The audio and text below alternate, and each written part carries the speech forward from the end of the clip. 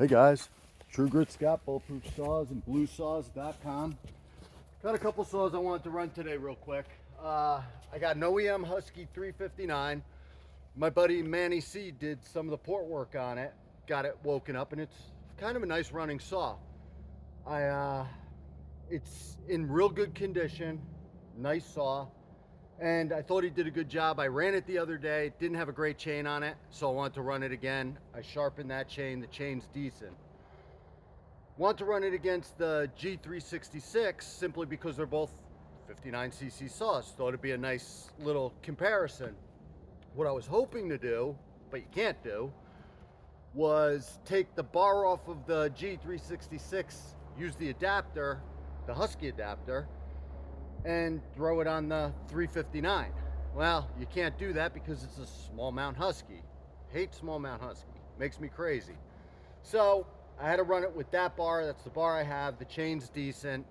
Problem is, it's a 16-inch bar versus a 20-inch bar, which in this piece of wood, I think we should be able to get through it. So, well, actually, I can't get through it. I was hoping I'd be able to get through it with the 16-inch bar, and then that little bit of extra sticking out I wasn't going to worry too much about. So this isn't going to be the best test of two saws, but at least I could see something on video and I could see what they look like.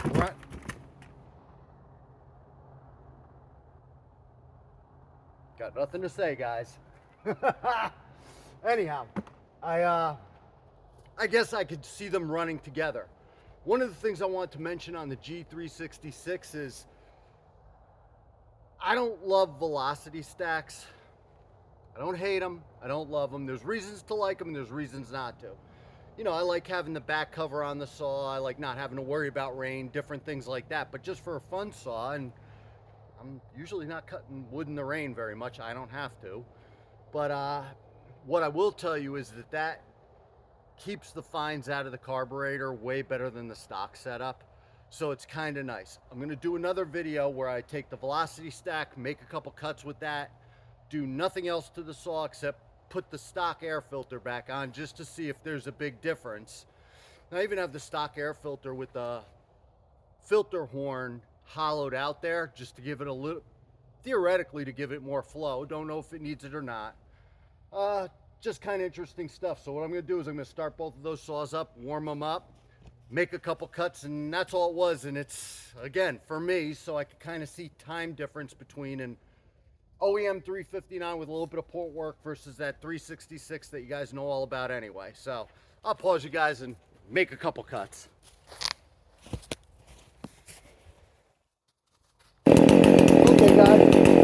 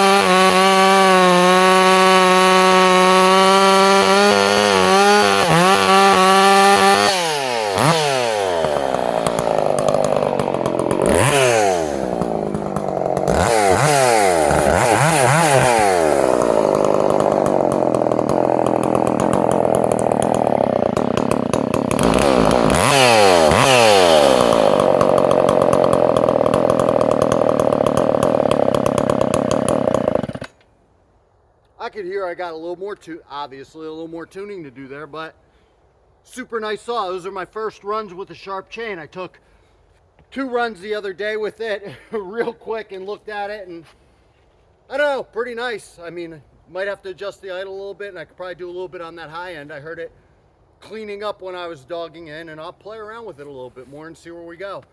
I'll start up this 366, make a couple cuts, and I don't know, it's a video for me, and I got some things to think about at that point.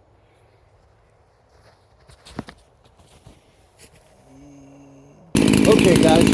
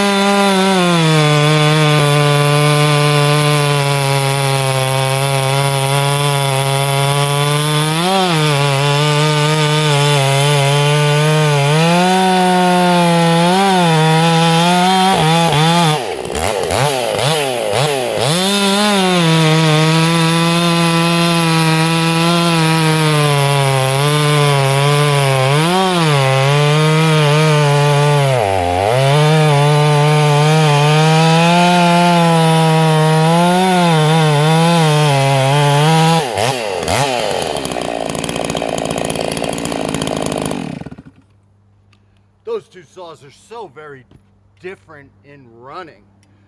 As far as weight goes, I realize one has a 16-inch bar and one has a 20-inch bar.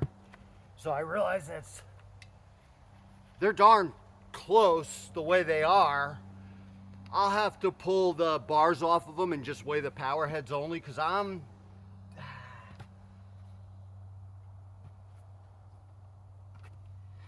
I almost think the 366 is a lighter saw, but that kind of doesn't make sense to me. I really love those Husky 359s, 357s, 340, you know, that whole series. I like them a lot.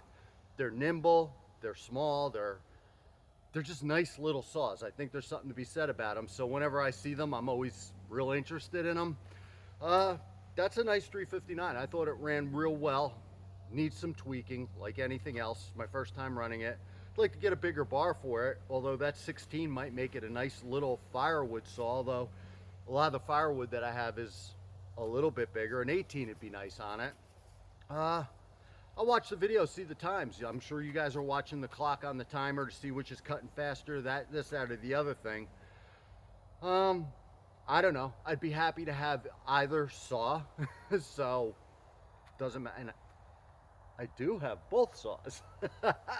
So it's kind of nice. What else do I have to tell you? I got a shipment in from farmertec today. I got the 76-inch bars, so I got a few of those. You know, we sent one over to Greg Chappie, and if you guys are into chainsaw milling, I'm sure you've seen some of Greg Chappie's videos, because he gets these gooner logs that he's, you know, milling with dual 66s, 880s, 395s, all of that kind of stuff. And he's been running one that we had sent him a couple weeks ago, and he said he liked it really, really well. So I got a couple of them today, so it's going to be looking at 76-inch bars. Got some other stuff in stock. The other thing I told you the other day, I'm in the middle of making 366 modded mufflers for you guys.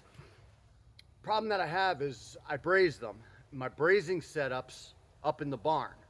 It's been 0. This morning it was -2 degrees when I woke up. It warmed up to 25, 30 degrees today, so it's not bad out now.